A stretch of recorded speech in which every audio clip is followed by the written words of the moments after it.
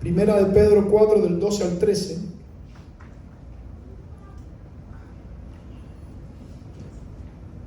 Se quedan así sentaditos, han estado por buen tiempo de pie.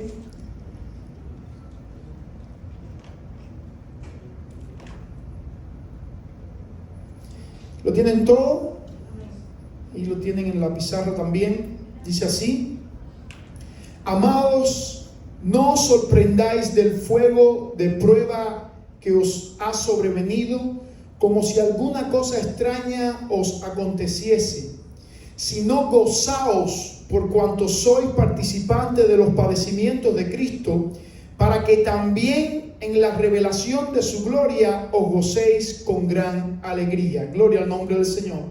Tenemos una palabra de oración. Padre y Dios del cielo, agradecemos tu amor y tu misericordia. Agradecemos, Señor, que tú nos hayas traído, Señor, a esta palabra para nosotros poder rumiarla, poder saborearla, poder entenderla, Señor. Abre nuestro entendimiento, Dios mío, y que tu Espíritu la siembre en nuestros corazones, y que el predicador lo pueda hacer de una manera clara, Señor, para que tu palabra, Dios mío, sea difuminada en cada corazón, trayendo frutos en el nombre de tu Hijo amado. En el nombre de Jesús, amén y amén.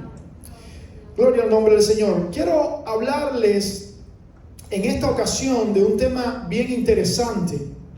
Y este tema es la fuente de los problemas. Realmente, si yo hiciera la pregunta, ¿cuántos hemos tenido y tenemos problemas? Cada uno de nosotros va a levantar sus manos, porque los problemas es algo inaludible. Vamos a tener que atravesar por medio de los problemas. No podemos esquivar los problemas. Es necesario que tengamos problemas, porque en medio de los problemas Dios se glorifica y Dios escoge a sus hijos y Dios lleva a cabo el propósito por el cual hemos sido creados. Pablo le habla a los corintios y les dice, en medio de una circunstancia adversa que estaba pasando en la iglesia de Corintios, Pablo le habla con mucha tranquilidad y le dice: amados hermanos, no se preocupen, porque es necesario que surjan los problemas entre vosotros para que sea escogido o para que sea elegido quién es escogido, quién es el escogido de Dios. Ahora, según los especialistas, según los psicólogos, según los estudiosos, dicen que la humanidad tiene 4 maneras de solucionar los problemas. Yo le voy a pedir a los hermanos del audio que pongan esta imagen. 4 maneras para solucionar los problemas. La número 1 en el gráfico, la opción número 1 que escogen los humanos es esquivar el problema, es bojear el problema, es írsele por al lado al problema para no enfrentarse con el problema. Esta persona no quiere enfrentarse con el problema y lo bojea, como que juega con él. Algunas veces trata de enfrentarlo, pero no, se va por al lado porque lo esquiva totalmente. El segundo gráfico, el número 2, es aquella persona que el problema es más grande que él porque se debilita delante del problema y el problema le saca del camino, le saca del propósito de Dios, le saca de lo que dice la palabra de Dios, y él en su mente se crea un problema ficticio, un problema más pequeño para evadir, para eludir el real problema. El problema le saca del camino, le saca del propósito, lo empuja.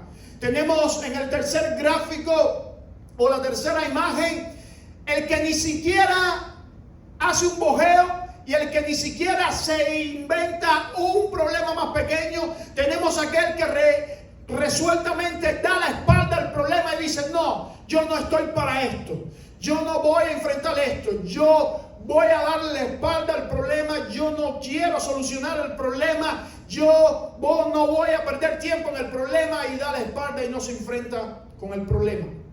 Y tenemos la última decisión de la humanidad, de enfrentarse a los problemas. Es la persona que dice, yo le voy para arriba al problema. Porque el problema, aunque yo lo bojee, va a seguir el problema ahí. Aunque yo me cree un problema ficticio, va a seguir el problema ahí. Y aunque yo me dé la vuelta e ignore el problema está ahí. Por lo tanto, hay una sola solución. Es irle para arriba al problema. Ahora, cuando usted mira las 4 maneras que los hombres funcionan delante de un problema, la única manera de romper el problema, de dividir el problema, de deshacer el problema es en el gráfico 4, y es la decisión que toman los hijos de Dios cuando dicen, todo lo puedo en Cristo que me fortalece. Hay un pensamiento muy antiguo que hemos escuchado una y otra vez en la cristiandad, y es: no le digas a Dios cuán grande es tu problema, sino dile a tu problema cuán grande es el Dios que tú tienes. Y muchas veces nosotros lo hacemos al revés. Vamos a orar y nos lamentamos delante de Dios con el problema que tenemos. Decimos, ay Señor, el problema, ay Dios mío, mira esto, y ahora ¿qué voy a hacer? No. Cuando vayas a orar, atraviesa ese problema en toda certidumbre de fe, que el Dios que tú tienes es el creador del universo, de los astros, de la tierra, del océano, de los seres humanos. ¿Qué no podrá hacer el creador? ¿Qué no podrá hacer el hacedor? ¿Qué no podrá hacer el que sopló aliento de vida en un muñeco de tierra y este muñeco tuvo vida? ¿Qué no podrá hacer él? ¿Acaso no podrá quitarte la enfermedad? ¿Acaso no podrá quitarte la adversidad? ¿Acaso no podrá darte provisión a tu escasez? ¿Acaso no podrá traer reconciliación con esa persona que tiene problemas? Nuestro Dios es capaz de hacer cualquier cosa, pero es que en medio de los problemas Él está trabajando en nuestras vidas. Bendito sea el nombre del Señor. Ahora, cuando vamos a la definición de problema según el diccionario Larons, es hecho o circunstancia que dificulta la consecución o realización de un fin. Es una situación perjudicial, delicada o difícil. Cuestión que se trata de aclarar o resolver. Eso es un problema. Yo quiero que veamos la fuente de los problemas, porque si nosotros entendemos de dónde vienen los problemas que realmente están y estarán en nuestra vida, si nosotros podemos identificar, definir por qué tenemos el problema que tenemos, entonces vamos a tomar una actitud correcta para enfrentar el problema. Sí, vimos que el gráfico correcto es enfrentar el problema, pero no solamente enfrentar el problema es la solución. La solución también es saber cómo enfrentar los problemas, saber cómo atravesar el problema. Y para eso nosotros necesitamos ver la fuente de los problemas. ¿Cuáles son las fuentes de los problemas? Número 1, la primera fuente de los problemas. Tócate aquí mismo en el pecho. Las personas son la fuente número 1 de los problemas. Toca al que está a tu lado y dile: tú y yo somos la fuente de los problemas. Tú y yo somos la fuente de los problemas. Muchas veces, aunque a nosotros no nos guste aceptarlo, aunque a nosotros nos guste pasar la información o pasar el batón para otro lado, muchas veces los causantes de los problemas somos nosotros mismos. Escucha esto: no es ni Dios ni es el diablo tampoco. Nosotros mismos somos los causantes de los problemas. Muchas veces entramos en guerras espirituales innecesarias. Entramos en oraciones, tiempos de oraciones innecesarios. Entramos en consejería innecesaria. ¿Sabe por qué? Porque nosotros mismos somos el resultado de los problemas que tenemos. Ahora déjeme mostrárselo bíblicamente. Cuando las personas toman malas decisiones, las consecuencias son inevitables. Cuando una persona no hace lo que tiene que hacer, cuando una persona no actúa como debe de actuar, las consecuencias son inevitables. El primer ejemplo que les traigo es en el tiempo de Josué. Después de la toma de Jericó, usted conoce eso, el pueblo estaba en victoria.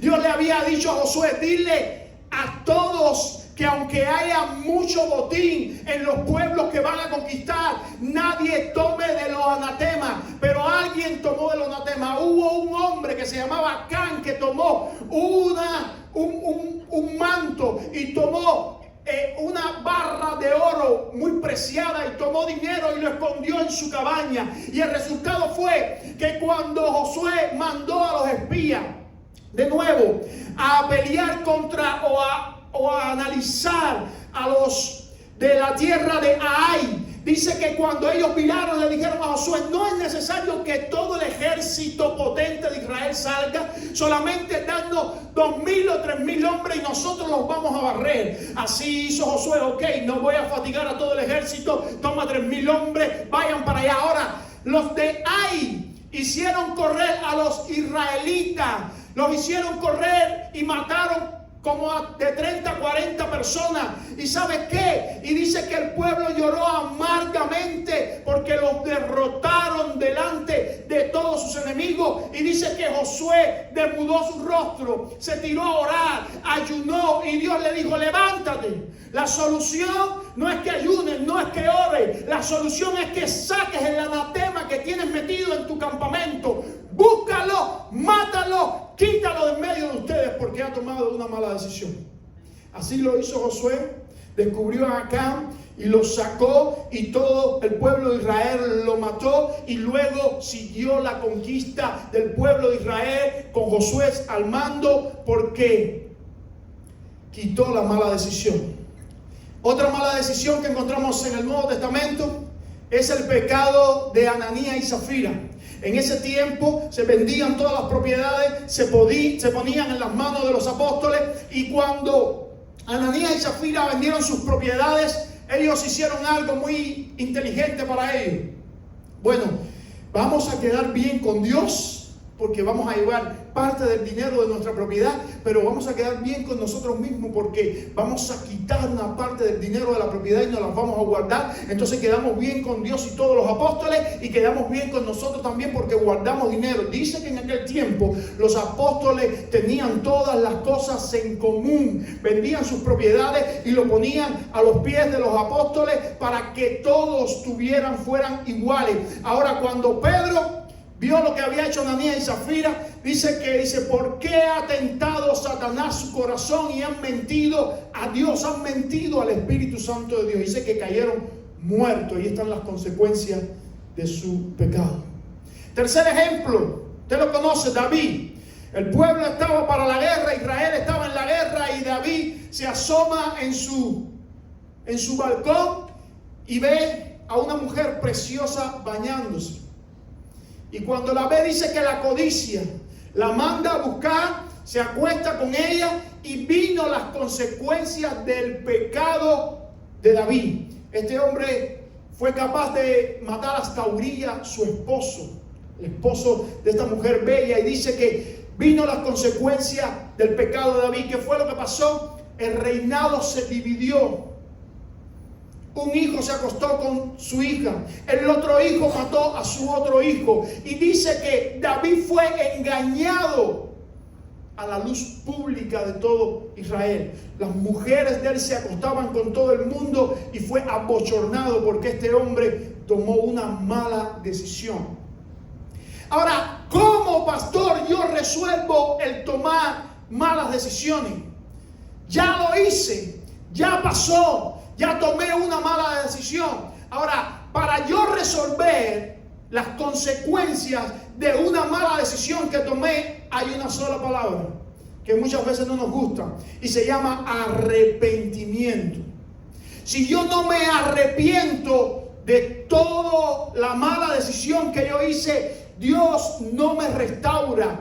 Dios no me vuelve a la posición inicial que yo tenía. Bendito sea el nombre del Señor. Mire cómo dice David en el Salmo 32, escribiendo acerca de este acontecimiento. Mientras callé, se envejecieron mis huesos en mi gemir todo el día, porque de día y de noche se agravó sobre mí tu mano, Dios. Se volvió mi verdor en sequedades de verano. Cuando tú tomas una mala decisión y decides mantener callado tu pecado de dice la palabra del Señor que tus huesos se van a envejecer. Va a venir un sufrimiento interno porque no creas que vas a pecar contra Dios y vas a seguir caminando inmune. Las consecuencias de tu pecado caminarán sobre tu vida, sobre los tuyos, sobre tu familia, y las consecuencias se harán ver. Pero si tomas la decisión de arrepentirte, el perdón de Dios se hará ver de una manera inmediata, de una manera rápida, y Dios te restituirá todo lo que has perdido por esa mala decisión. La palabra perdón es metanoia y quiere decir tener un cambio en el interior, en el corazón, en la mente, que abandona las disposiciones anteriores y resulta en un nuevo interior, nuevo comportamiento y arrepentimiento sobre previas disposiciones y compartimiento. Dice, además incluye pesar, tristeza, dolor por la insatisfacción de la posición anterior. Cuando tú te arrepientes, cuando hay un pesar en tu corazón, cuando hay un dolor en tu corazón por haber hecho una mala decisión, entonces Dios viene y te restituye, bendito sea el nombre del Señor, tu posición anterior. Charles Finney, uno de los grandes teólogos de este país, dijo de esta manera: el arrepentimiento implica un abandono intelectual y de corazón de todo y cada aspecto de controversia con Dios. Implica una convicción de que Dios tiene toda la razón y el pecador está totalmente equivocado, y un abandono completo y de corazón de toda excusa y disculpa del pecado. Cuando usted sabe lo que quiere decir eso.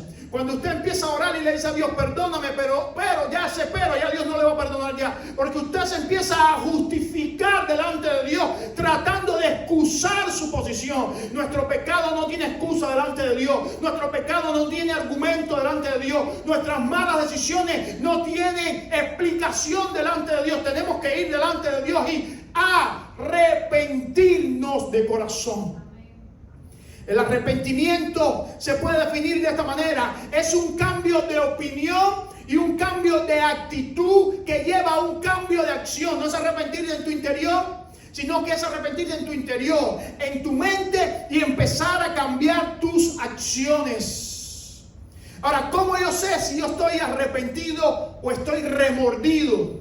¿Cómo yo sé si mi arrepentimiento tiene atrición o contrición? Esas dos palabras son dos palabras teológicas que muchas veces confundimos y oramos con atrición en vez de contrición. La atrición es un pesar por haber ofendido a Dios porque sé que vienen las consecuencias sobre mi vida. Repito eso. La atrición es un pesar por haber ofendido a Dios porque sé que vienen las consecuencias a mi vida. Esa postura está mal. Esa postura Dios la va a seguir condenando, porque tú no estás triste porque pecaste y ofendiste a Dios. Tú estás triste porque tú sabes que viene una consecuencia nefasta para tu vida.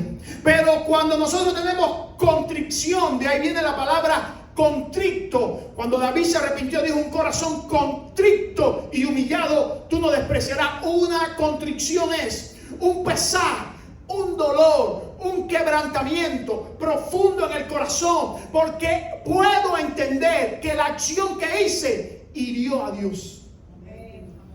Está centrado en Dios mi arrepentimiento, no está centrado en las consecuencias que yo he tomado. Bendito sea el nombre del Señor. Por tanto, cuando tú y yo tomamos una mala decisión, vienen las consecuencias. Por tanto, las malas decisiones de las personas son la primera fuente de las consecuencias, pero el arrepentimiento es la solución. Si tú tienes algún problema en el presente, tienes que analizar que no haya venido por una mala decisión tuya, o de tu esposo, o de tus hijos, o de tu familia. Y si ha venido por eso, tú debes arrepentirte, porque has ofendido a Dios.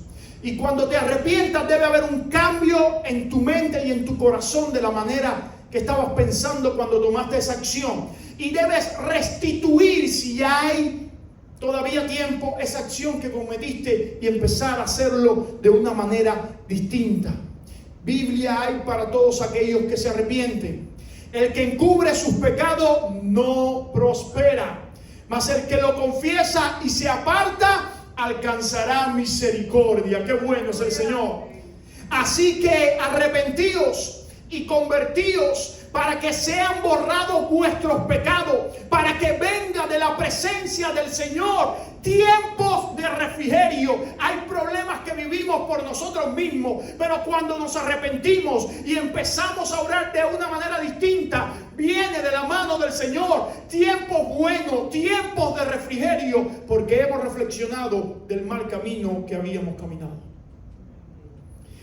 El Señor no retarda su promesa, amado hermano, según algunas la tienen por tardanza, sino que es paciente para con nosotros, no queriendo que ninguno perezca, sino que todos procedamos al arrepentimiento. La primera fuente de los problemas, las personas que toman malas decisiones, y la única solución es arrepentirnos de corazón y restituir lo que hemos hecho.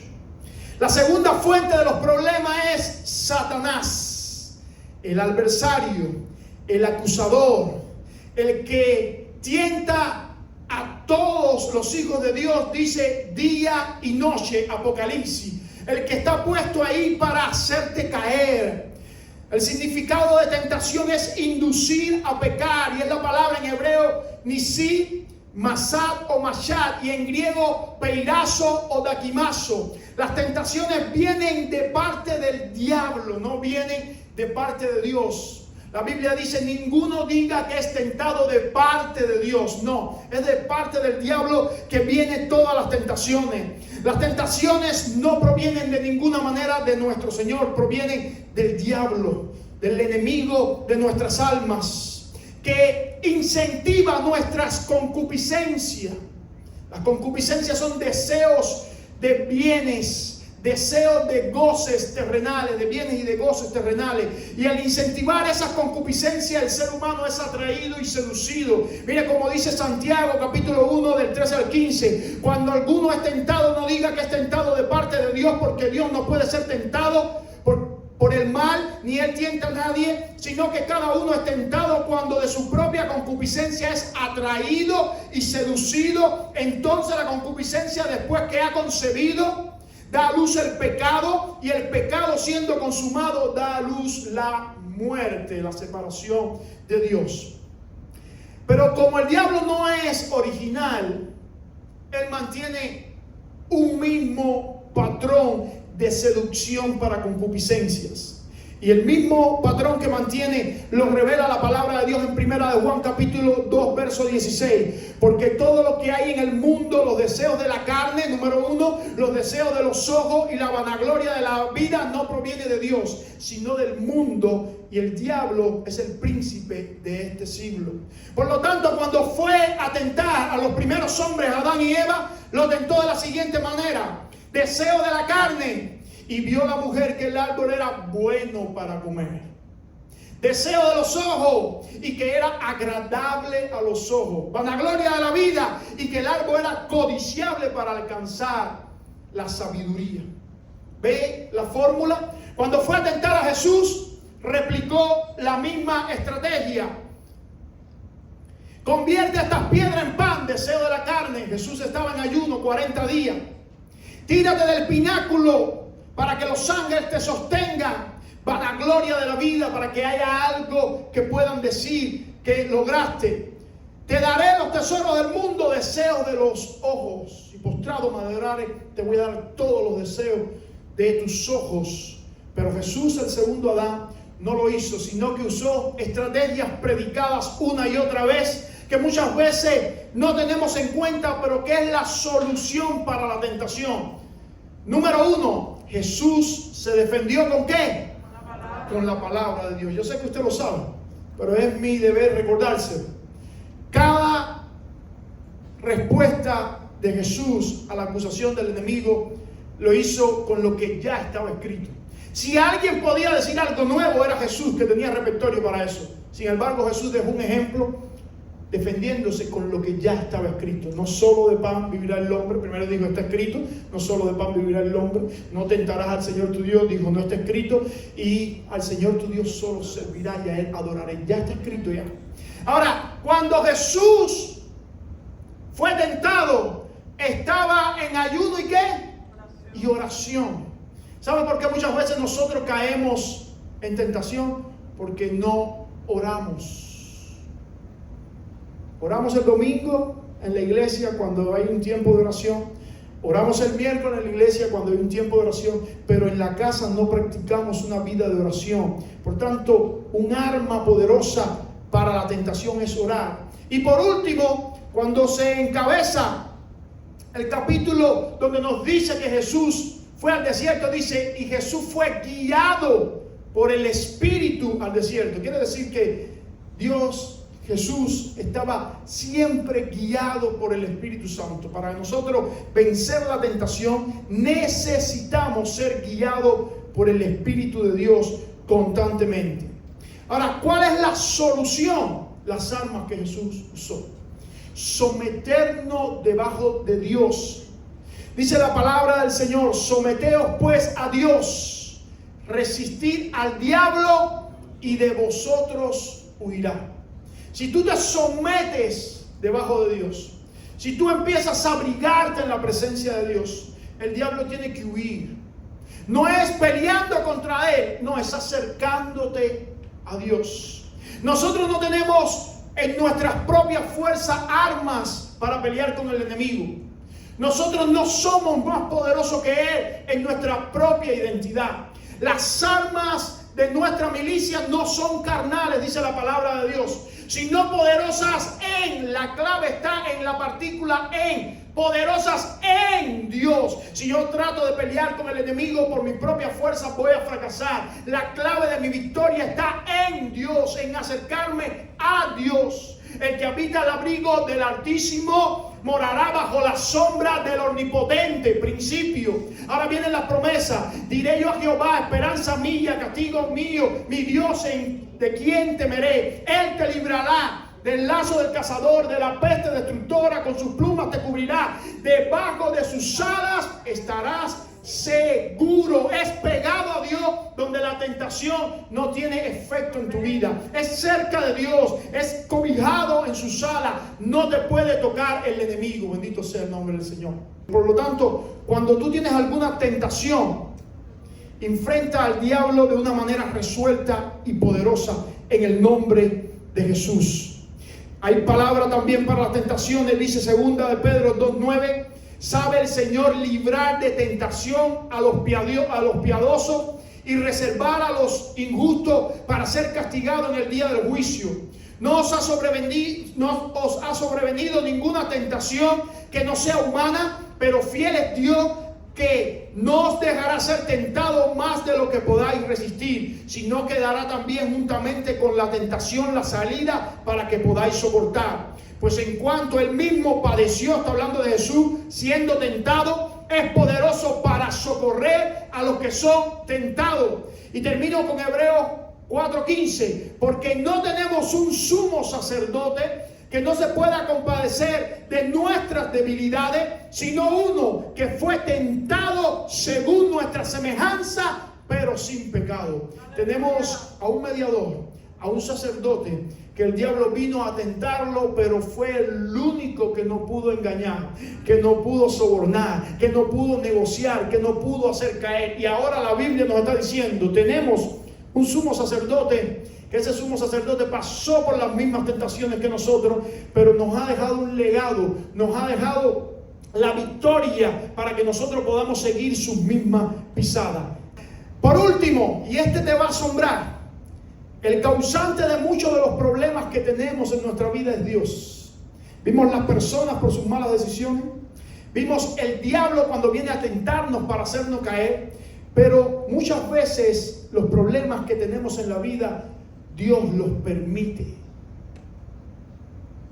Ahora, ¿con qué propósito, pastor, Dios permite los problemas que tenemos en la vida? ¿Sabes qué? Para transformar tu imagen a la imagen de Jesús.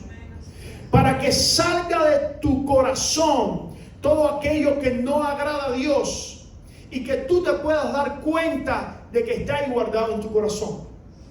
La palabra dice que Dios probó a Israel en el desierto. Éxodo capítulo 15, verso 25.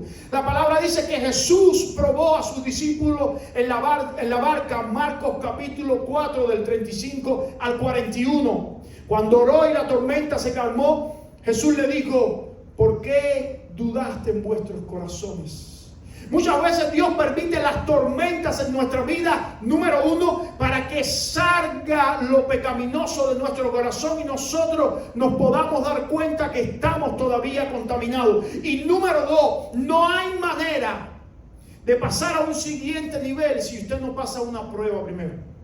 Cuando usted está en la escuela, está en 4º grado y va a pasar a 5º grado, ¿qué es lo que le ponen? Una prueba, para que usted pueda vencer la prueba y Dios lo pueda llevar a otro nivel. Bendito sea el nombre del Señor. Estamos en la escuela del reino de Dios. Los matriculados son los regenerados en Cristo. El director de esta escuela es Dios Padre. El modelo es Jesucristo. El maestro es el Espíritu Santo. La asignatura que estamos atravesando es la transformación a la imagen de Cristo. Y escucha esto: las pruebas es las circunstancias difíciles que pasamos en la vida. Ahora, las pruebas, cuando nosotros las pasamos, producen en nosotros gozo. Hermanos míos, tened por sumo gozo cuando os halléis en diversas pruebas. Hay problemas que no son para destruirte. Hay problemas que no son para hacerte caer. Hay problemas que vienen de la mano de Dios para hacerte crecer espiritualmente, para hacerte ascender espiritualmente, para hacerte madurar espiritualmente, para llevarte a una posición donde Dios después te va a usar en esa posición para que tú puedas ayudar a otro con alguna situación que tenga. Los problemas producen en nosotros paciencia. Santiago 1:3, sabiendo que la prueba de vuestra fe produce paciencia.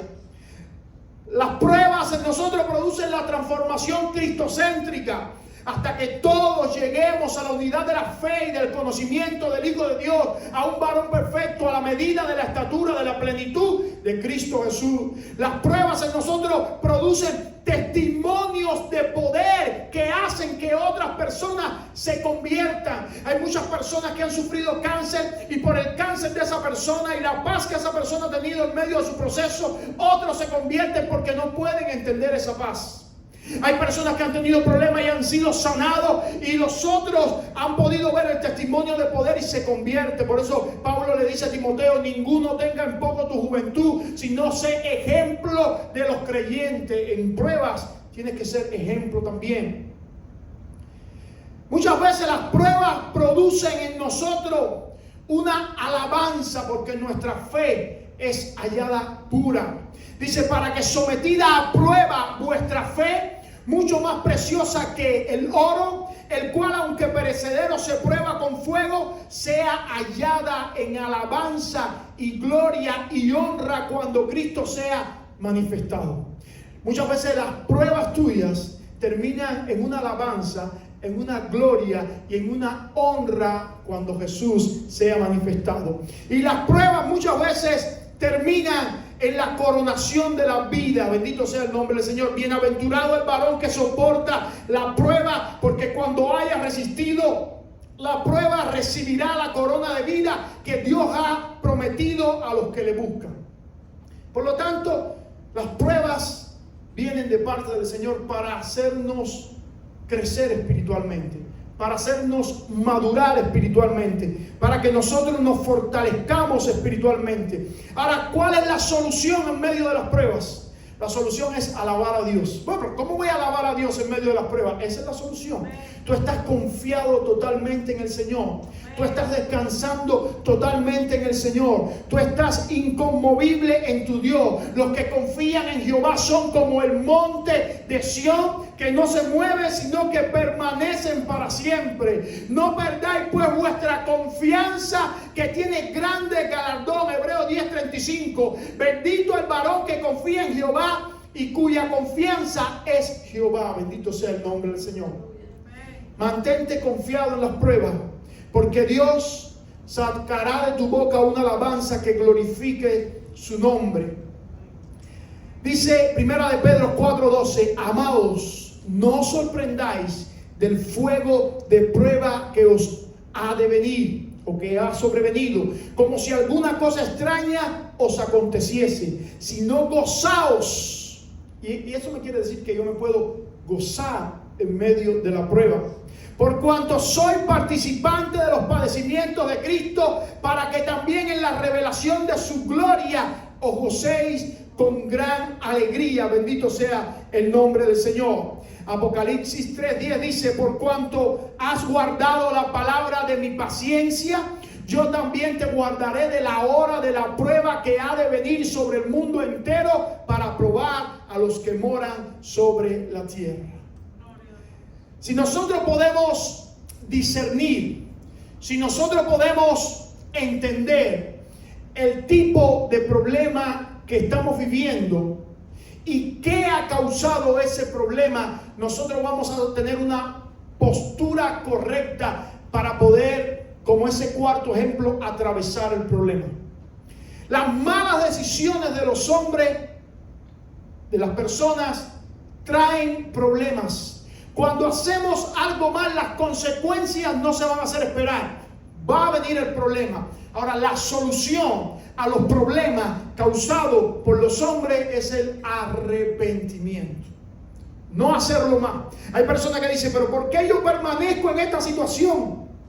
Porque sigues haciendo lo mismo y lo mismo y lo mismo.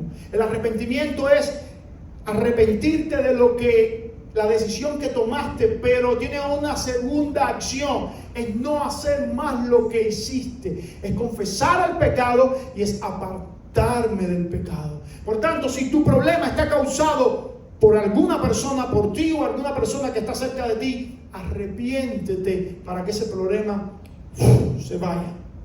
Si el problema que estás teniendo es un problema que viene de parte de Satanás, ¿y cómo lo puedes identificar? Porque te quiere destruir, te quiere apartar de Dios, es la clave. Te quiere hacer caer, te quiere hacer permanecer lejos de Dios. Ese problema te está sacando de la iglesia, de la congregación de los santos, de la comunión con Dios. Ese problema quiere destruir tu vida espiritual. Ese problema viene de parte de Satanás.